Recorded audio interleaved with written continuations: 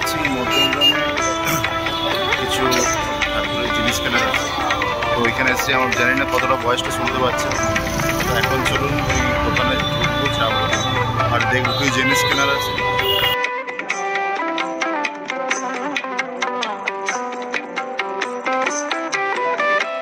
নমস্কার বন্ধুরা, আমি দেবলীনা চলে এসেছি দ্য ফেয়ারি টেল অফ দেবরূপের আরও একটা নতুন ব্লগ নিয়ে একটা নতুন অধ্যায় শুরু করতে চলেছি আপনাদের সকলকে সাথে করে, আপনাদের সকলের হাত ধরে। তো চলুন দিনটাকে শুরু করা যাক। আর অ্যাজ ইউজুয়াল দেখুন, আমি ক্যামেরাটা যেই হাতে নিলাম অমনি চারিদিকটা অন্ধকার ঘনিয়ে আসলো। সকালবেলা কিন্তু দারুণ রৌদ্রোজ্জ্বল একটা সকাল ছিল, যাকে বলে একদম সানি মর্নিং। পুজো যে চলে এসছে সেটা কিন্তু সত্যি প্রকৃতির আভাসে বোঝা যাচ্ছে আর কি।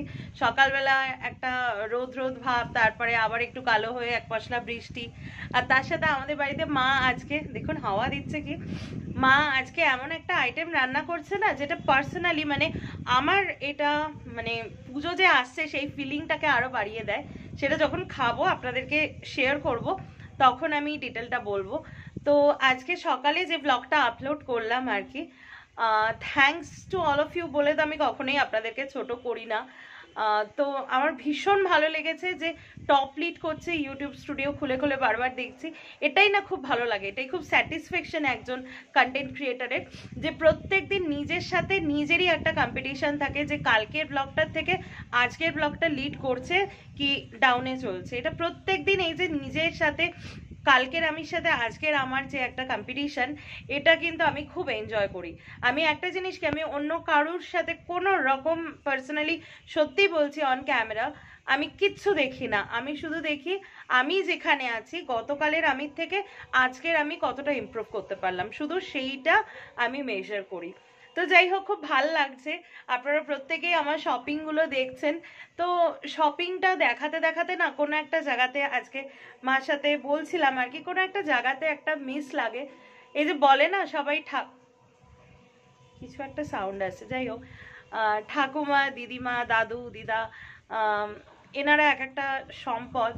তো আজকে ভগবানের আশীর্বাদে যতটুকু যা ক্ষমতা হয়েছে, তাতে যদি আমার ঠাকুমা এক্সপায়ার করে গেছেন 2005 সালের 17ই ডিসেম্বর, আর আমার দিদা চলে গেছেন 2008 সালের 14th মে আর কি। আর আমার ঠাকুর দাদা তো আমার বাবার যখন 6 বছর বয়স তখনই গত হন। আর আমার মামার বাড়ির দাদু উনি চলে গেছেন হচ্ছে 96-এ 26 ফেব্রুয়ারি। তো আমার এই দিনগুলো খুব মনে থাকে, মনে রাখি আমি। ওনাদের আশীর্বাদ আছে, ভগবানের আশীর্বাদ আছে, এত ভালো বাবা মা পেয়েছি, আমার হাজবেন্ডকেও পেয়েছি, তাই যতটুকু ভালো আছি আর কি। দেখুন লাইফ মানেই ভালো খারাপ এই পোষাটা বড় হয়ে যাচ্ছে। তো যতটুকু ভালো আমি মনে করি এনাদের সবার আশীর্বাদে আর কি আছে। তো এই সময়টা খুব মনে হয়, যেটা বলছিলাম, যে আজকে যদি আমার ঠাকুমা এবং দিদা যদি বেঁচে থাকতো তাহলে আরো ভালো হতো। আজকে এতটুকু আমি ক্ষমতা রাখি যে তাদেরকে তাদেরকে নিজের গাড়িতে বসিয়ে বড় কোনো শপিং মলে নিয়ে গিয়ে পছন্দ করিয়ে শাড়ি কিনিয়ে দেব। সেটা খুব মিস করি আমি। কারণ কি, ছোটবেলা থেকে জানেন তো একটু এই পোর্শনটা বড় হচ্ছে, যদি কারোর ভালো না লাগে, আমি জানি সবারই ভালো লাগবে, তবুও বলার কথা তাই আমি বলছি, ভালো না লাগলে স্কিপ করবেন। তো ছোটবেলা থেকে আমি মাকে এটাই দেখে বড় হয়েছি যে মা কিন্তু সবার প্রথমে পুজোর বাজার আমার মাম্মা আমার ঠাকুমা আর আমার দিদারটা করতো। এক সেকেন্ড, ফ্লাইট আসছে। তো অনেক দিন পর কিন্তু আমি ব্রেকফাস্টটা আবার ট্রাই করছি, প্রায় দিন 15 পরে আর কি, যেটা আমি বলি বাচ্চাদের টিফিনের আইটেম। এই ব্রেকফাস্ট আমার খুব ভালো লাগে, ফ্রুট ব্রেড, ডিম সেদ্ধ আর হচ্ছে কলা একটা। তো চটপট ব্রেকফাস্টটা করে নিই, আজকে অনেক কাজ আছে, অনেক কিছু আপনাদের সাথে শেয়ার করবার আছে। আপনারা কি একটা আলসে করে বাচ্চাকে দেখতে চান? দেখুন,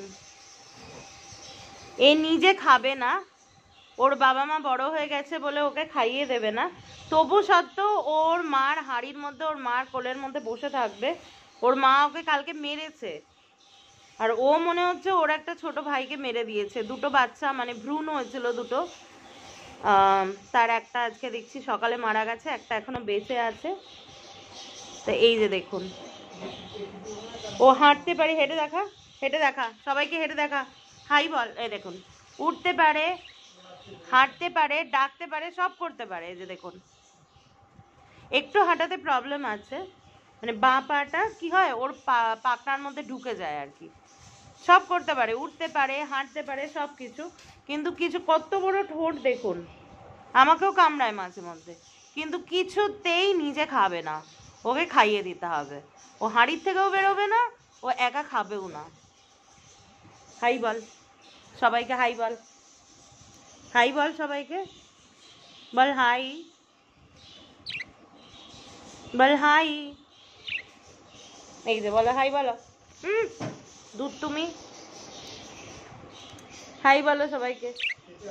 না হাই, দেখো আমার মাম্মা মামাকে চোখে মেরেছে। না আমার মাম্মাম, আমার বড় মাম্মাম না, আমার মাম্মাম। দেখুন আপনাদের চোখটা দেখাচ্ছে, হাই বল। এই নিয়েই সময় কেটে যায় আমার। टमाटर बड़े मजेदार, आहा टमाटर बड़े मजेदार, দেখুন কি করে দিয়েছে আমার হাতে। তো বেশ অনেকক্ষণ পরে আপনাদের সাথে কথা হচ্ছে। অ্যাকচুয়ালি সকালবেলা যখন আমি ইন্ট্রোটা শুরু করেছিলাম না, তখন একটা এমন আর কি একটা কাজ পড়ে গেল। আজকে বাড়িতে খুব শিফটিংয়ের কাজ হচ্ছে, মানে কাল পরশু নাগাদ থেকে আমরা নর্থের ফ্ল্যাটে থাকবো, তো আবার সেই খাট আলমারি সব নিয়ে যাওয়া, তো ওই কথাটা ইনকমপ্লিট থেকে গেছিলো। দেন আমি মানে ফুটেজ চেক করতে করতে ভাবলাম আরে কথাটা তো ইনকমপ্লিট থেকে গেল, তো সেইটার জন্য আবার ক্যামেরাটা নিয়ে চলে আসলাম একই স্পটে বারান্দায়। তো সকালে বোধহয় আমি এটাই বলছিলাম যে দাদু দিদা এনারা হচ্ছেন সম্পদ। আজকে ততটুকু ক্যাপাসিটি রাখি সকলের আশীর্বাদে। যদি আজকে আমার দিদা এবং ঠাকুমা যদি জীবিত থাকতেন, তো নিজের গাড়ি করে নিয়ে গিয়ে বড় একটা দোকানে নিয়ে গিয়ে শাড়ি কিনে দিতে পারতাম। আমি ছোটবেলা থেকে এটা দেখে বড় হয়েছি, যেটা বলছিলাম আর কি। আমার মা পুজো শপিং করতো সবার আগে আমার মাম্মামের, মানে আমার ঠাকুমার শাড়ি আর দিদার শাড়ি একই জায়গায় দুটো শাড়ি কেনা হতো। আর আমার মাম্মাম না আমার মতো শর্ট হাইট ছিল, তো মাম্মাম সবসময় সরু পাড়ের শাড়ি পছন্দ করতো। আর দিদার হাইটটা অনেকটা বেশি ছিল, দিদা অনেকটা লম্বা ছিল, তো দিদা সবসময় চওড়া পাড়ের তাঁতের শাড়ি পছন্দ করতো। তো মা সেটা দেখে কিনতো। সেইগুলো আমার খুব মনে হয় যে আজকে যদি থাকতো, আমি পছন্দ করিয়ে অনেক সময় দোকানে তো দেখি অনেক বয়স্ক যারা গরদের বেনারসি কিনছেন। যাই হোক সেগুলো আর বলছি না আর কি। তো চলুন এবার আপনাদের আজকে অনেক কিছু বলবার আছে, একটা ভালো জিনিস অ্যানাউন্স করার আছে, তো সেগুলো করব। আর যেটা হয়নি সেটা হয়নি, ঠিক আছে। যেখানেই ওনারা আছেন ভালো আছেন, আমাকে আশীর্বাদ করছেন। তো চলুন এবার বাকি কাজগুলো করা যাক। তো আজকে থেকে আবার পুনর্মূষিকায় ভব, বুঝতেই পারছেন আমরা কিন্তু হাফাহাফি চলে এসেছি এই দিকে। মানে আমি কালকে দেখাবো, চেষ্টা করব কালকে ব্লগে দেখানোর, এখনও পুরো মা সাজিয়ে উঠতে পারেনি তাই। তবে টেবিল সোফা সব কিছু কিন্তু এদিকে চলে এসছে, মানে আগামীকালের মধ্যে সব সেটেল হয়ে যাবে বলো। তো এদিকে আজকে থেকে আবার খাওয়া শুরু হলো, ওই যে বললাম অর্ধেক এদিকে খাওয়াটা এদিকে শোয়াটা ওদিকে, এভাবে আজকের দিনটা চলবে। তো আজকে মা আমার ফেভারিট, একটু এগিয়ে দাও, ফেভারিট একটা ডিশ রান্না করেছে, যেটা হচ্ছে, এখানে একটু লাইটটা কম, আমি লাইট জ্বালাচ্ছি না, ফুলকপি ভেটকি মাছ। আমি জানি না এই কম্বিনেশনটা কারা কারা খান, তবে আমার এটা একটা ভীষণ, আমি যে এখন কোন ফ্রেমটা নেব, মানে প্রথম এইটাই হবে, সব দিকটা কভার করতে ইচ্ছা করবে। তো ফুলকপি ভেটকি মাছ দিয়ে আমার ভীষণ একটা পছন্দের খাবার।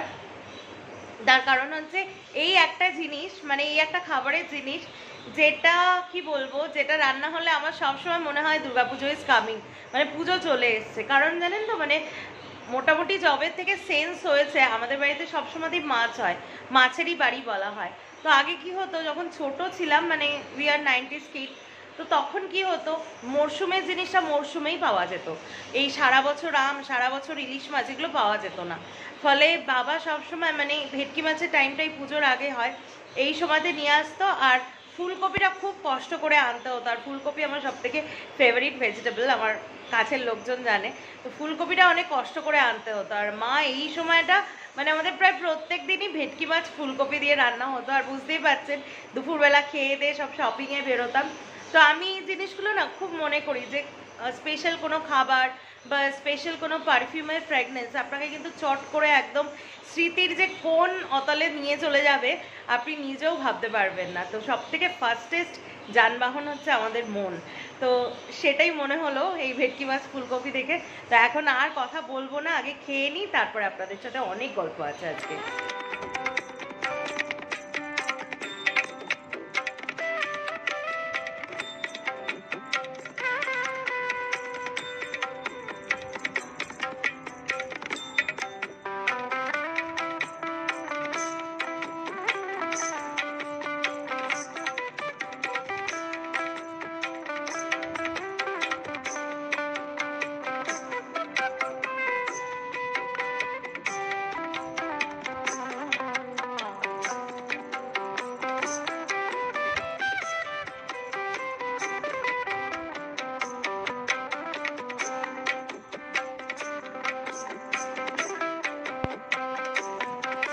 তো এতক্ষণে আপনারা যে রিলটা দেখলেন আর কি, সেই রিলটা দেখে তো আপনারা বুঝেই গেছেন, মা আমার দিকে ফোকাস করো, সেই রিলটা দেখে তো আপনারা বুঝেই গেছেন একদম ঠিক 2024 সাল থেকে শুরু হচ্ছে বসু বিশ্বাস বাটির দুর্গাপুজো।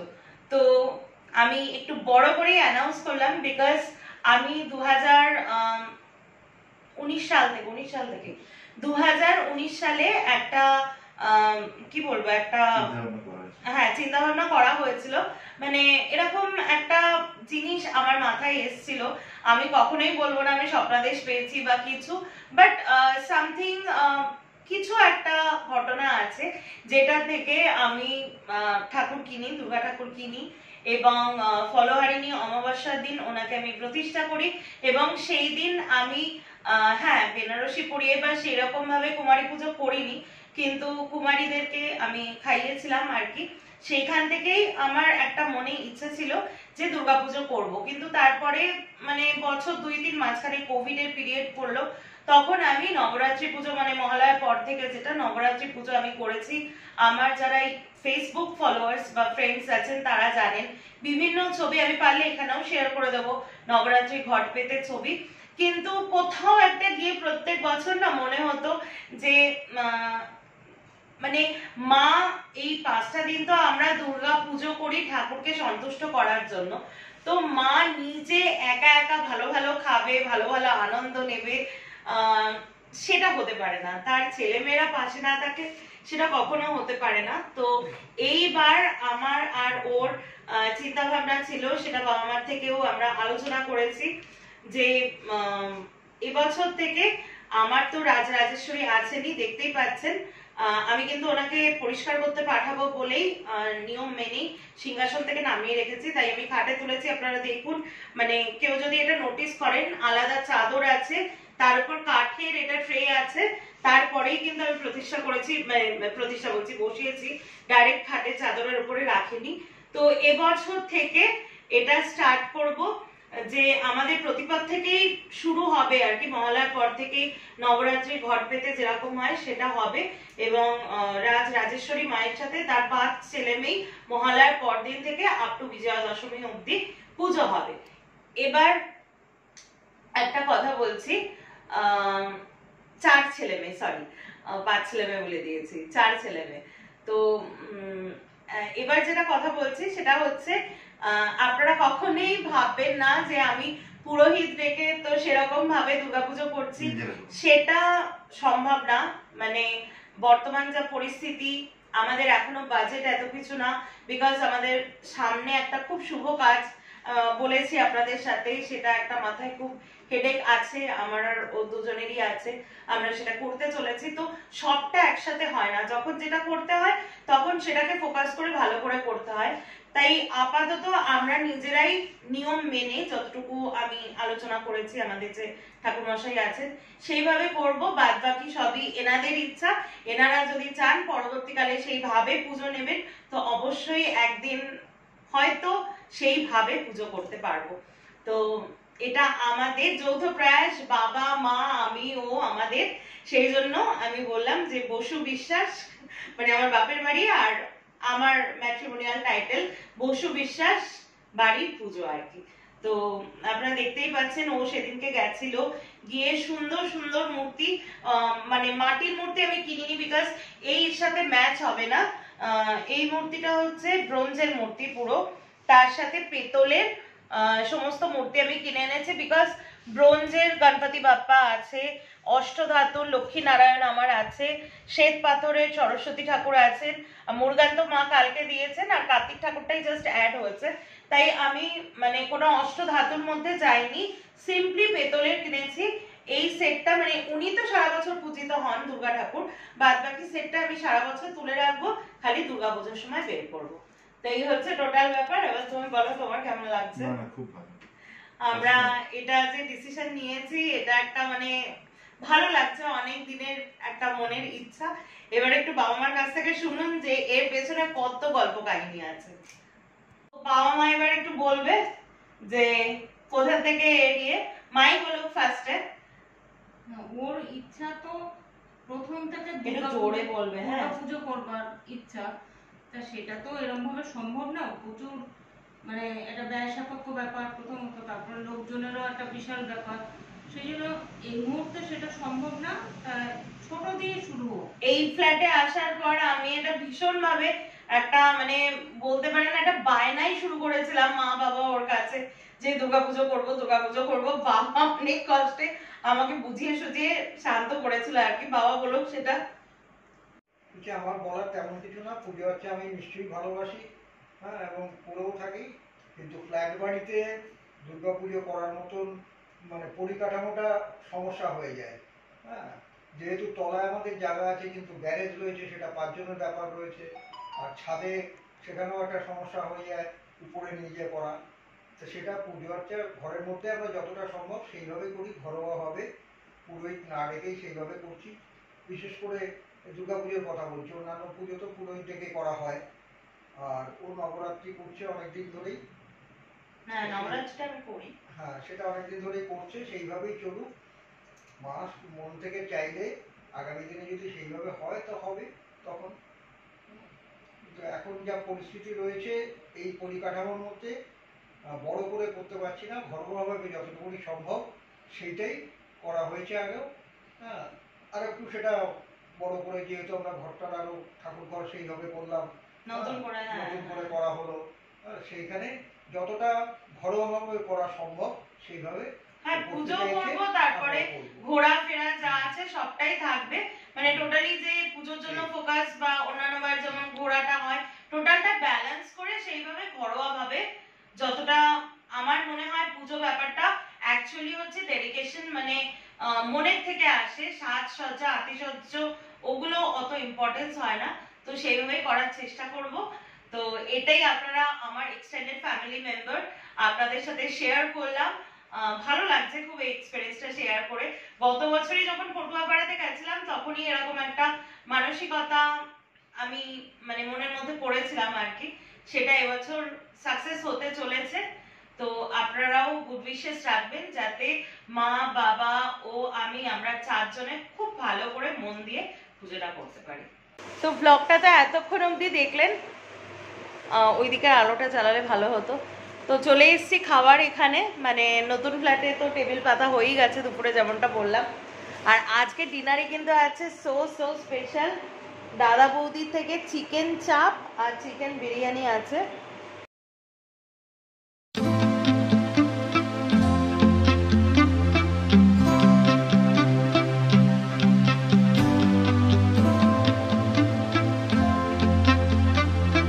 তো এই ডিনারটার জন্য অনেকক্ষণ থেকে ওয়েট করছিলাম, তো ফাইনালি ডিনারটা চলে এসছে, আমরা গরম গরম খেয়ে নেব। তো আজকে ব্লগটা এখানেই রাখছি, বুঝতেই পারছেন কেন এত ডিনারের ক্রেভিং। আশা করি আজকের পুরো ব্লগটা, পুরো আজকে যা যা করলাম, আমাদের এই big announcement along with the পটুয়াপাড়ার মূর্তি, সব কিছু আপনাদের খুব ভালো লেগেছে, এবং মানে পুরো ব্লগটা একদম ট্রেডিশনাল থিমের উপরে হলো। তো ব্লগটার নাম দেওয়াই যায় বাজলো তোমার আলোর বেলুন, এরকম কিছু একটা ভালো নাম দেবো বলে ঠিক করছি। যদি আপনাদের ব্লগটা ভালো লেগেছে, এই মূর্তি যখন দেখছে তখন ডেফিনেটলি ভালো লেগেছে, ভালো লেগে থাকলে please do like share and subscribe the fairy tale of Debrup, যাতে আমি দেবলীনা আরও অনেক বেশি এন্টারটেইনিং ব্লগ নিয়ে আপনাদের কাছে খুব তাড়াতাড়ি ফিরে আসতে পারি। ততক্ষণের জন্য সকলে ভালো থাকবেন, সুস্থ থাকবেন, যাচ্ছিল নিরাপদে থাকবেন এবং শান্তিতে থাকবেন। দেখা হচ্ছে খুব শীঘ্রই কালকের একটা নতুন ব্লগে। ততক্ষণের জন্য বাই, গুড নাইট।